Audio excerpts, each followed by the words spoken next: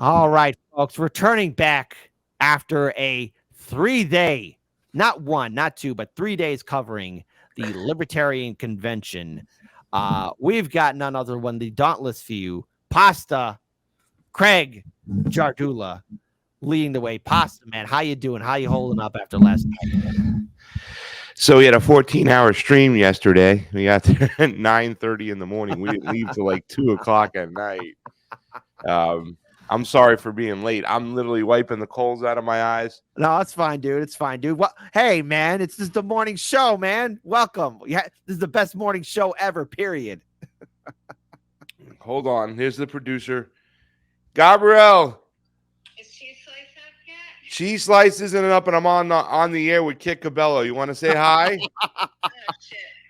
Hello. Say hi to Kit. We got crazy service over there, though. You got it. That's my producer checking up on me, make sure that we're alive. Oh, good, as they should be. So, Pasta, look, man, there was a lot that was happening there on the ground. You've done a lot of great interviews. You were doing 14-hour streams. You were one person who I was following on social media while I was doing my studio work here. And I got to say, man, I can't make heads or tails of overall whether the Libertarians were successful at this entire convention, going through not one, but 6 votes or 7, if correct me on that. But trying to pick who their nominee is going to be, and eventually it turned out to be Chase Oliver. How did this all happen? What went down? Where did things go crazy at this convention? Because already people are talking about RFK Jr. being rejected, Donald Trump being booed, and yes, they're front card people, but there's a bigger story that took place here at the Libertarian Convention. So take it away, man. Yeah, I mean, what an intriguing convention overall. There was a lot of more, I've been to several Democratic national conventions and state conventions and local conventions, and I got to say the context, right? The information, the actual what's going on. Coffee hasn't hit in yet. It was a lot more nuanced there. Let's put it that way. There was a lot more great conversations about being anti-war. Conversations about Julian Assange and Ross Ulbricht. I got to give it up for one of the people who I've knocked heads with quite some time, Martha Bueno. She's been one of the biggest advocates for Ross Ulbricht. We've disagreed. We've had Twitter spats about, what's going on in Cuba and how to handle it. And, obviously she's not a big lover of that Cuban communist government. But she has been one of the biggest advocates for Ross Ulbricht. And what Angela McArdle was able to do, and there was a lot of people that split, overall at this convention. There was a lot of libertarians that were really mad, Kit, that RFK was going to show up and do a speech, that Donald Trump was going to show up and do a speech.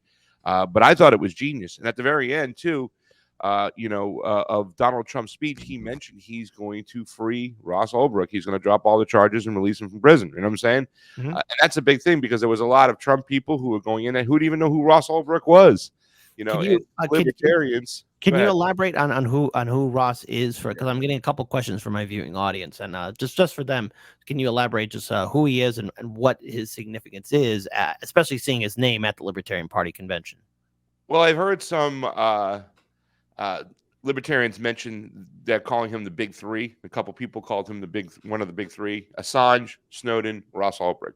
Ross Ulbricht created a online kind of shopping spot called the Silk Road, I believe it was called, and he was unjustly jailed and has already served 11 years of a life prison. And so he's big to the libertarians because he expresses what the free market should be on the internet, because that's one of the things you'll hear from a lot of the libertarians, Kit. Free market, property rights. Yeah, all the time. It's all like property rights. You know what I'm saying? Oh my Lord. Some of the stuff and some of the pushback and fight. I went to that convention, Kit, asking that question. Is there a home for me as a homeless left person? Shout out to our boy, Matt Weinglass, because it's a great name. But we are a homeless left person. We don't have a home anymore. We're definitely not part of the Democratic Party or the establishment. No more. Is there a home for me? Now, the majority of the libertarians that I talk to especially those within the Mises caucus. And that's, they have all these caucuses within the Libertarian Party. And the party that has the majority of the power up until yesterday, right, was the Mises caucus. And it's from their Austrian economic old school libertarian Ludwig von Mises. The chair, Angela McArdle, she's a Mises member. She won re-election. She won it by a slight margin, but she won. So that they won this. They have the chair. They have a lot of power. They have a lot of people in power. They have a lot of people on the steering committee. All their committees. I don't think it's even called the steering committee. It's called something else. But I asked these people, and the majority of those people from the Mises caucus, they're like trying to open up this tent. They're trying to get people in there. They see this as an opportunity that, hey, listen, leftists like myself, leftists like you, Kit, we are not going to probably have the same views on them when it comes to private property full. We're probably not going to have the same views. We're definitely not going to have the same views on the economics, right? We're just not raging capitalists like them. They are free market capitalists, but their vision of capitalism has no government intervention, very, very, very little to none, if any, regulations, right? So they're a little bit different when it comes to economics. They're trying to open up this tent. Angela's made it a point to open up the door to get people in here, to get new members, to be the third party. I would still say that they are the third party. However, yesterday, their whole nominating process, and it's a true ranked choice voting. All the people, they get their nominations and you get them up there. They have your speeches, and then they have a voting process. And they always have none of the above there, too, as well. And they have write-ins.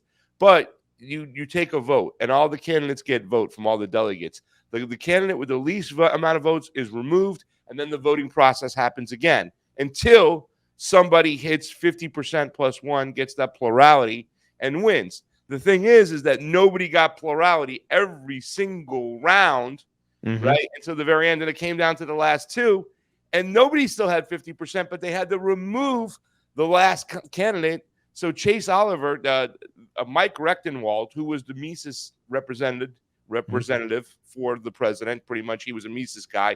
He was endorsed by Dave Smith. He was endorsed by, a lot of other Mises caucus members.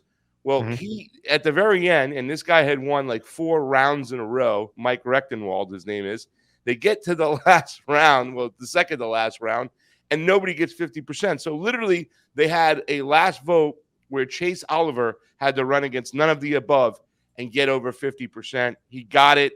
They had their candidate. But had that not happened, Kid, the Libertarian Party would have closed that convention without a presidential candidate. So, I mean, you see this beautiful ranked choice voting that you love and we've always been pushing for in our primaries. But then you see a situation where they might not even have a candidate. It was crazy. It was chaos.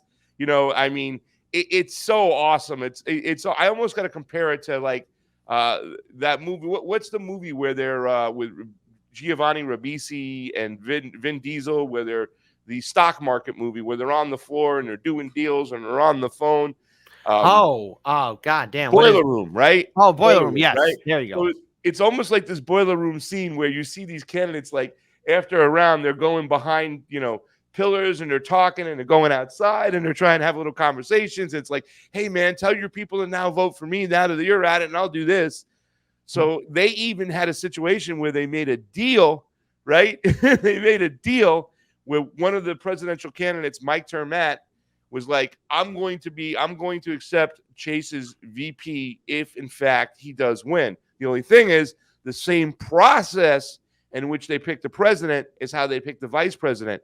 So after all this crazy president stuff went on, we had a little mini match with vice president where my good friend Clint Russell, Liberty Lockdown, he was one of the candidates for vice president. He was coming off a vice presidential debate that he had won. There was only him and Larry Sharp.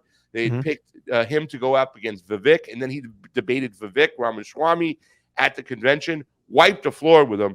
So this guy was, all eyes were on Clint Russell. But at the end of the day, the guy whose name is Mike Termat, he is now the vice president. He just edged out Clint Russell and met plurality in the still of the night. And they adjourned close to 2:00 in the morning. It was like 1:30. I mean, it was crazy. You can say it was a shit show, but part of a democratic process that we push for so much, Kit. You know, I mean, and that was just the last day. The days before that were filled with interviews, people coming through. What we tried to do, Cheese Slice is late today. It's his turn to be late again. Was we followed all the things that were going on the floor, all the rules, all the action. But as like speeches were going on, we were talking to crowd members going in to see Bobby Kennedy, coming out to see Bobby Kennedy, going in to see Trump, coming out to see Trump. What do you think? We really captured the feeling, I think, of this whole convention. And it really was a shame that there was not other outlets there. You know what I'm saying? Like, not even big outlets. C-SPAN stayed on the floor for a while, but once the president was picked, they shut it down and went home. We stayed. We continued to follow what was going on the floor, on the convention floor, with all the delegates, plus everything that was going on around us. I mean, overall, and I'm still dizzy over here. I'm kind of like just trying to wake up because it was such a long day, such a long weekend. But it was an interesting event, an interesting party. They have all their drama and their BS games inside. You know what I'm saying? Like, it's a split party, that's for sure.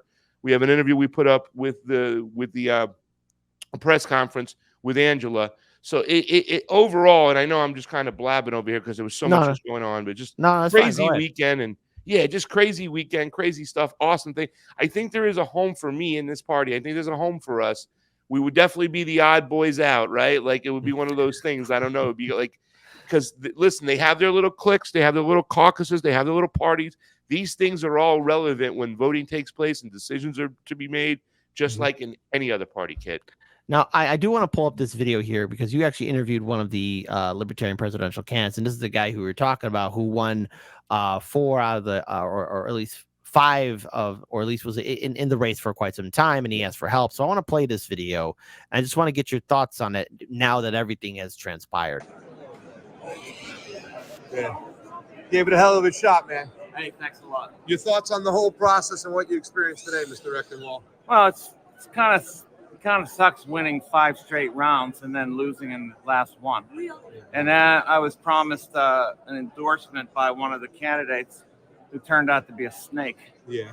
So lied to me 4 times, and that's just the lack of integrity amongst these people.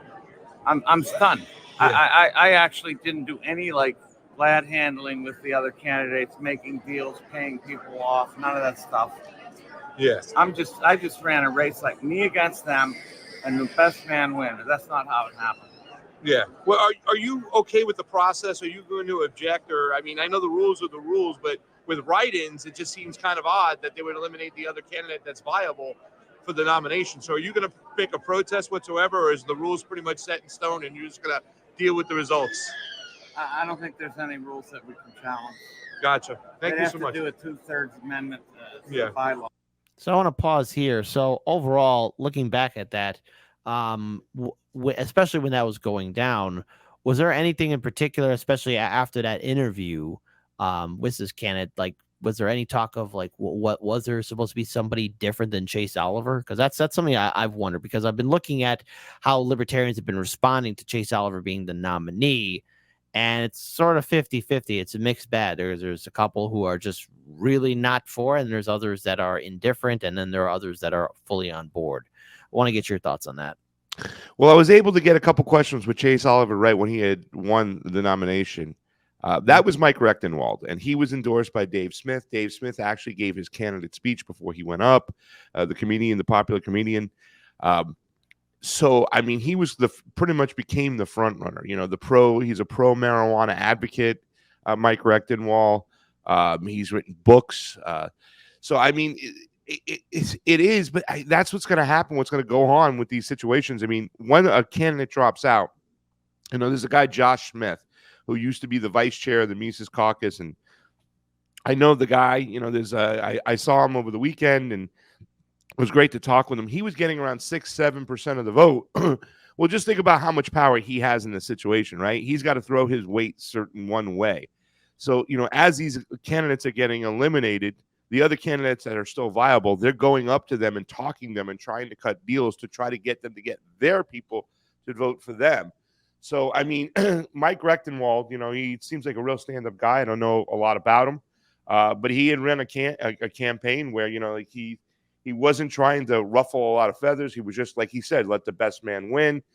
He didn't name which candidate that stabbed him in the back or was a snake. He didn't tell me who it was, but those things are going to happen. But the thing to understand too, Kit, is that Mike Rechtenwald was a Mises guy. He's a Mises Caucus guy. The Mises Caucus has power. There were a lot of people out there that were not happy that the Mises Caucus has had power for years. They weren't happy with Angela. The old guard wanted power back. There were new other parties, new other caucuses trying to grab power. So at the end of the day, the party came together. And that's also what the vice president vote was about. You know, a lot of Mises caucus people that I spoke to my friends from Nevada, Jeffrey P. Hurley, who happens to be the chair of the Maricopa Nevada Libertarian Party, right? He was even saying at the very end, we hope that they vote for Clint through here because this will show unity within the party. If they just go along and they take the two, you know, the president and the vice president, a lot of Mises Caucus members are going to be upset by that. There was a way that they were looking that there would be an olive branch, but it didn't happen. So there is an internal split within that party, just like in any party stuff's going on. However, there is no dominating establishment. It's more of a free and fair fight. That's what's going on. But there are people there that with the Mises Caucus that controls a lot of the Libertarian Party are not happy with them. So, I mean, it would happen, I think, if there was any party that had this type of structure. You're just going to see that. You know, it's politics, Kit. Yeah, well, hey, it's nothing new, but I mean, it's seeing the ranked choice voting and seeing how the Libertarians were going to be picking out their nominee. I mean, I for one am supportive of ranked choice voting. It's just I think it could have been far more organized, and I'm just going to just say this here. You know, if anything, and this goes for the Greens, and this goes for any other independent party going forward, you should have your nominee, or at least have the process done before the election year. Because I really find it difficult, at least to think how the Libertarians can really gain more traction. Because we're here at the end of May. We got June, July, August, September, October. That's 5 months. And then comes November. 5 months. What can anybody do really in 5 months when in all reality, you know, if you're a third party candidate, you're climbing up a steep mountain. You need to at least have a year's worth of getting your name out there and building up coalitions, getting into media, talking to people, and explaining why your campaign should be deemed viable for voters to support. I mean, that's just my opinion on it. It just seems like, okay, you're at the last minute here. What can you get? Or am I overthinking this here? Because it's just you're making a very a great point, Kit. A great point. But I mean, this is how the process works for them. But it could have been somewhat of that way, right? Dave Smith was the guy that a lot of people thought when the Mises Party won that when they won the chair, when they won the when they had gained power, that they thought they were going to run Dave Smith, comments Dave Smith. So if Dave Smith was kind of jockeying this whole time and out there campaigning, or anybody like him who has who's got a populist voice and a message and has some form of popularity like Dave does, they could have come into this thing and hit the ground swinging. Now I think that if it was a situation where it could have been two different candidates out there, but they're well known, let's say if Scott Horton was running, they would have went into this thing and they would have hit the ground running coming out. Now, the fact is they do have a problem, I think, with this guy, Chase Oliver. I listen, I don't know a lot about him. I don't want to bag on him. Yeah, he's not the overall charismatic character that you no. There's been a few issues. His stance with the war in Ukraine. He mentioned that, and then there's also a few other things in regards towards, I guess. I gotta be careful with saying this word on YouTube because, again, YouTube and its guidelines. But I guess it has to do with young children and then also being exposed to LGBTQ and transitioning and all that other stuff. So that's another thing that's really been ticking off a couple people, especially those in the Libertarian Party, and many are just saying, well, they missed an opportunity to selecting RFK Jr. or somebody else. And I actually wanted to get to that. How did RFK Jr. manage to worm his way into going into that selection process? No pun intended. Well, he got nominated by somebody and they put him up, but he got shot down really quickly. I got to tell you, that's one of my proudest point of this weekend is that the majority of the libertarians that we spoke to, and they understood this. Look, if in fact they didn't come out with a candidate yesterday that didn't come out and they had no candidate, the Libertarian Party would have lost 10 states of ballot access right away because there's like 10 states. If you don't get 2.5%, you don't get 3% or a certain number of votes, you lose ballot access. So they come out of this convention without a candidate. They're losing ballot access. They have a weak candidate. It's not known. They're going to lose ballot access. And this is something that Larry Sharp had talked about on the floor. I got to see my Goomba, Larry Sharp, and he had talked about it, that they have to get somebody viable out there that can get at least enough percentage points in each state where they can maintain their ballot access. However, with that being said, RFK went there, and there's a lot of people who were thinking at one point, well, maybe we should nominate this guy and to be our president because at least he'll maintain our ballot access moving through for the Libertarian Party. But they are true to their principles, and they said no. The main reason, there were a couple people that were like, his position's on guns because he made a comment that he would sign an assault weapons ban, and a lot of libertarians didn't like that. He did it on a what do you call those family? What do you call those town hall things on News Nation? He said that, so a lot of libertarians were pissed about that. Maybe his stance on affirmative action. Some libertarians were pissed at that, but they were mainly pissed on RFK's position on Israel and Gaza, and that's why they said no way with this guy. We caught these people coming out, libertarians who are delegates, and talked to them. That is the main reason why RFK got rejected, is because his stance on Israel and Palestine. Period. Point blank. That's the main reason. And that's why I was there. And that's why I found a lot of common ground with these people, because when it comes to their foreign policy, it's awesome. Thomas Massey, who's a Republican who came through, right? But he's got libertarian-minded roots. Let's put it that way. He's the most libertarian-like candidate within our Congress. In fact, I think he's the only guy right now that I'd like to see be the Speaker of the House. I asked him a question on, what his thoughts are that our foreign policy is leading to migration. He said, no way. It's about Biden inviting them. They're here because it's a welfare state. Oh, yeah. Hey, come on in. Come on in. That's not the case at all. There's, I don't know, wars, regime change wars, the also fantastic war on drugs. Don't think, folks, hey, listen, don't ask the CIA what role they played with El Chapo, okay? So there you go. But let me say this much. At the end, he says, I still, Thomas Massey's like, I still think we should get rid of the CIA down there and stop funding them. And we should stop sanctioning these countries because they're not going to use the dollar anymore. And it doesn't do us any good. And so, he still has these libertarian values, Thomas Massey, right? But with that being said, a lot of libertarians, when it comes to their values, they you can't move them off those values. And Israel, Palestine is a reason why, even though RFK got nominated, he got shot down so quickly. I think he got less than 2%, and Trump got less than 1%. They weren't playing games with those guys. There were no way those delegates whatsoever.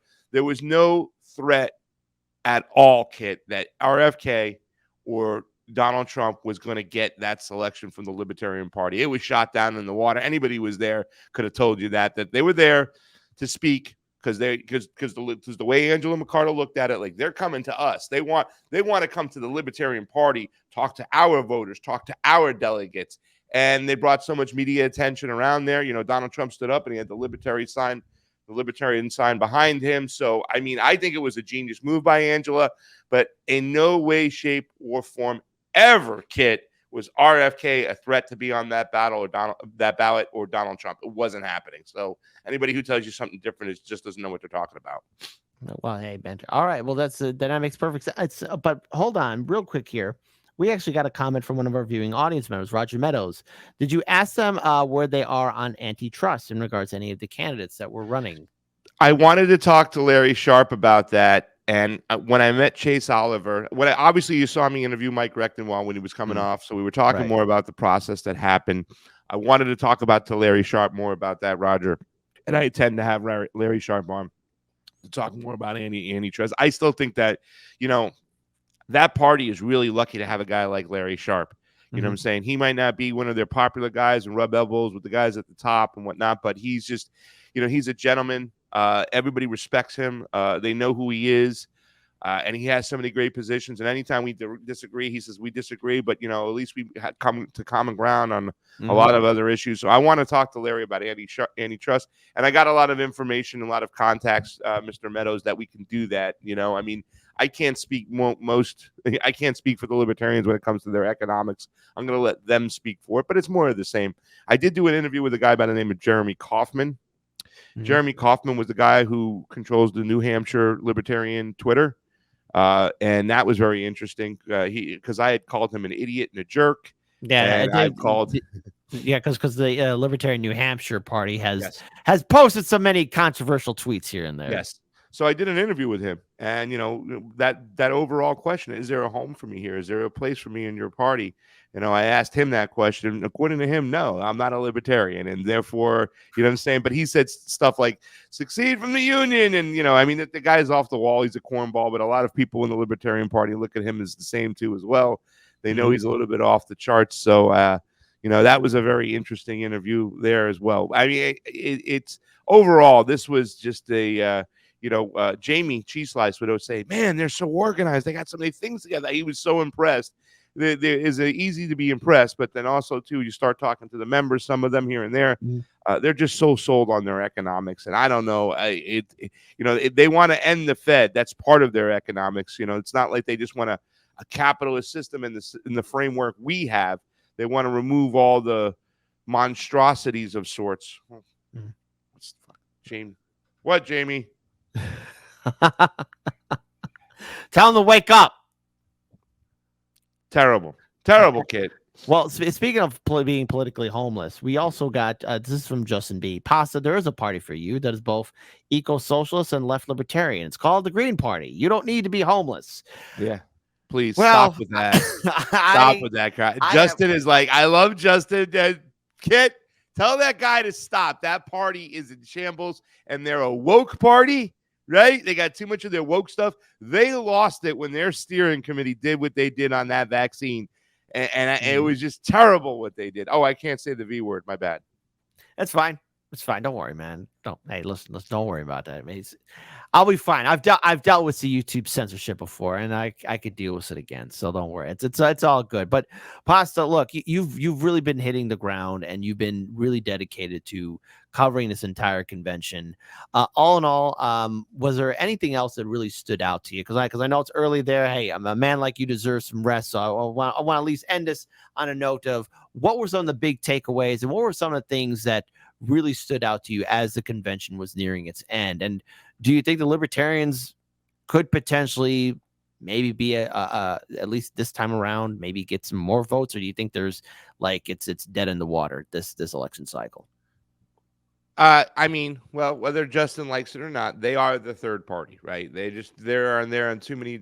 There's the overreaching government that the majority of Americans feel that are out there. The libertarian ideology pushes back directly against that, right? So even in areas where we think there should be some form of government, some form of I don't want to say authoritarianism, but some type of census between the people, and this is what we do and that's what they do. They have this anarchist root and stuff. They are still the third party in my mind, by far, their ideologies. But I mean, I asked Angela if she looks at this as a missed opportunity coming out of this whole situation where they are the third party, but they're not going to have a candidate that's well known. And then when I interviewed him, that's on my we put that up too as well.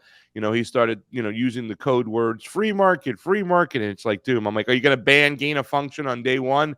Well, I'm not going to ban anything, but if the free market, it's more likely. It's like, oh my God, like even in that, and I asked that question to say, look, like I'm not an authoritarian at all, right? But I wouldn't be against a law that says no more testing with gain of function. You're not allowed to do it. It's too freaking dangerous. Stay away from that. You know what I'm saying? But Chase Oliver, who's now the Libertarian candidate, immediately moved, well, let's move to the free market and then we can hold them accountable if it happens, kind of BS. So, I mean, it's going to be, I do look at this as a missed opportunity. Had they gone through this whole process and come out with a strong candidate, it could have been a different story right now. It really, really, to tell you the truth, it had RFK not had his position on Israel, Gaza, he could have easily been this candidate over here. That's how strong that issue is. Them. They're not. Listen, Ron Paul spoke, yesterday too as well. They are non-interventionists. They don't want to get involved in these other countries. It might be for a different reason. You know what I'm saying? I don't think they lack compassion, but I mean, it might be, economical reasons, blowback, it's, how they feel about property, which kind of ties into their whole foreign policy. Had they had a candidate that can really hit home, it would be a really different story. I mean, I think, they've been trying to get on that debate stage for quite some time. They're going to have a hard time getting there with Chase Oliver. But, once again, like I said, I don't want to down his candidacy before he gets started. But I do look at the fact that they do have a kind of a little bit lesser known candidate as a thorn in their side and a missed opportunity. But we just got to see. I still think this overall, the Libertarian Party with their ideals and their values, the majority of them, obviously not their economics. I'm not crazy about it. They still have, I think more people are moving towards that ideology because they're so sick and tired of the government overreaching. And here's the thing, Kit, I would suspect that about, if anybody came over from the two-party duopoly, it would be the majority of them would be Republicans, right? Like I would think that the new members from the ex-Democrats and Republicans would lean somewhere like 85% Republican, 15% Democrat. Somebody said no with the registrations, the ex-Democrat Republican, that was like almost 60%, 40%. There's a lot of Democrats out there who didn't have a home, who didn't like the Green Party because of their crap. Are now moving over into the Libertarian Party and trying to find a home, finding a caucus, finding a group, finding a way to move forward, try to get legislation passed, and they're doing a lot of great work. When you talk to Spike Cohen, some of the work, I think it's called We Are the Power, or I can't remember his group, but they're fighting for local, people against the government, the overreaching government, and helping them out. So, I mean, I do think that the Libertarian Party is still going to come out looking good. However, they're not going to get the oomph they could have got if they had a candidate that was really viable. All right, man. Well, I mean, here's the thing. Well, we'll see how this all turns out. We'll see if Chase Oliver can actually gain any ground. I mean, at this point, I feel pretty much burnt out by this election cycle. Much of it is, well, it's left to be desired. So there you go. But look, Pasta, I'll leave you be because I know that right now you're still recovering from all this from all that heavy groundwork there, doing all that good stuff there for the Libertarian Convention. But I think one question in particular that really stands out, and this is like my final question, is what would a Libertarian stance on New York style pizza and Chicago style pizza? By far, New York pizza. They're not dealing with that casserole. Oh my God. I got to tell you this much, Kit. I've eaten so much pizza in the last several days. It's ridiculous. I am pizzaed out. They had a gala. It was so funny because there were some people who showed up all dressed up, ready to go to the gala, and they're still on the floor doing their thing, so they had to skip the gala.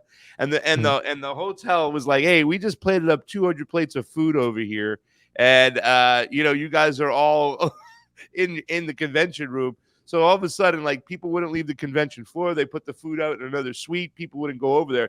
Pizzas were coming in, so it was like, "All right, pizza day 3, here we go." And every single late night after the convention and after all the festivities, we'd stop me and Cheese Slice and get some pizza. So I've had some good DC pizza, a lot of it emulating New York style pizza. Unfortunately, there was no Chicago pizza around. I didn't see it. Maybe I should look up casserole in my Yelp and it'll take me to the closest Chicago pizza place. I don't know. Yeah, first of all, I don't like your tone. Second of all, the Libertarians, I'm deeply ashamed. And I condemn the Libertarians for their lack of Chicago style pizza. Can I say something, Kit, though? I mean, Yeah, come on, look, right. I'm going to see you for the Democratic National Convention. I'm going to go up there because this I think is going to be something that's going to mirror what happened in 1968, where we'll see. We were in the streets of Chicago and we're met with Gestapo tactics. But I mean, we're going there to protest. We're going to push back against the whole regime. I came to this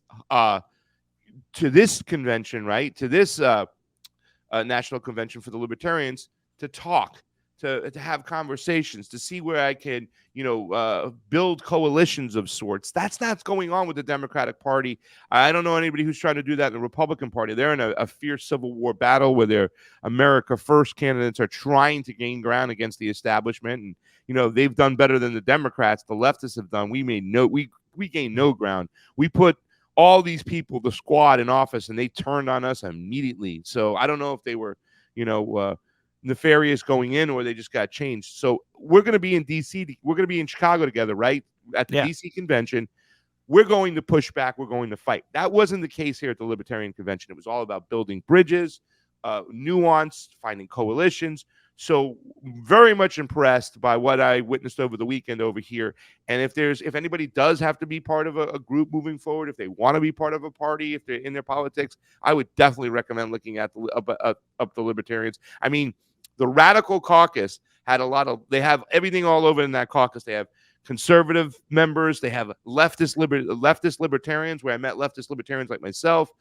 They had pins they were giving out, and I got some great pins like "No kids in cages," "No human is illegal," and this is a faction of the Libertarian Party. So there are a lot of people out there who have a lot of like-minded, views when it comes to leftists like ourselves in that party. So I'm definitely saying that I think there's a future for them, and I'm very excited to see what they do in that future. But they got to get ready for 2028. I mean, I know it's 4 years away, and the planet might be blown up, but they got to get themselves somebody viable to really make a mark on the national stage next time out.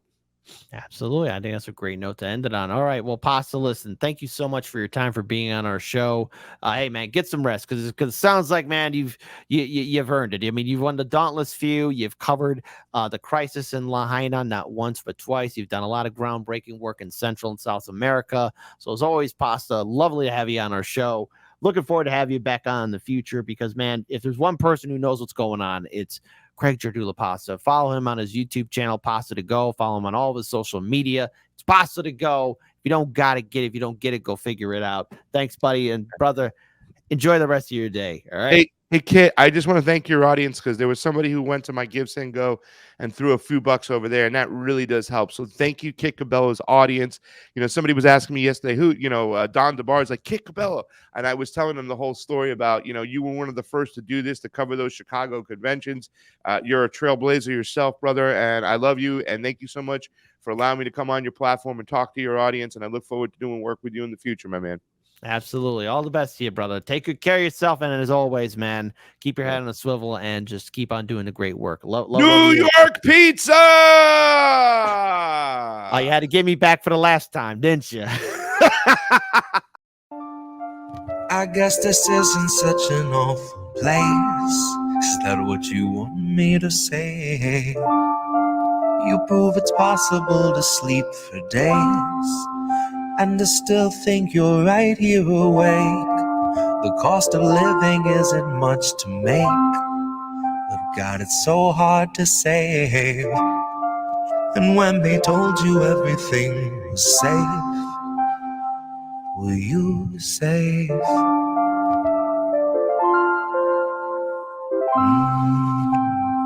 Were you safe?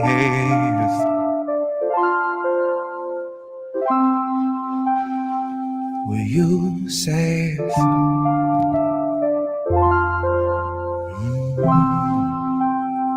Were you safe?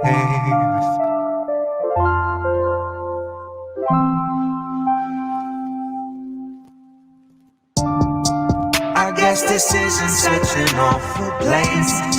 Is that what you want me to say?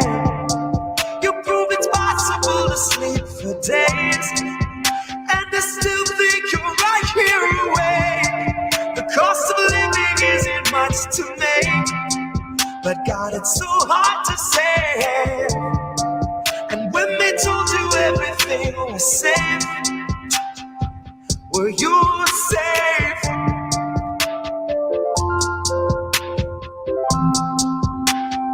Were you safe?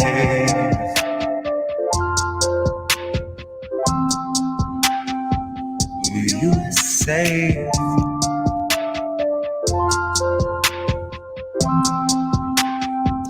Were you safe? Fresh off the masses, the brand new cancerous growth, who has come here to vie for your vote. Come here to cry at the camps and to mourn at the shore for the bodies that float by the wreck of an immigrant boat. Then it's back to their luxury home, couple security booths and a moat.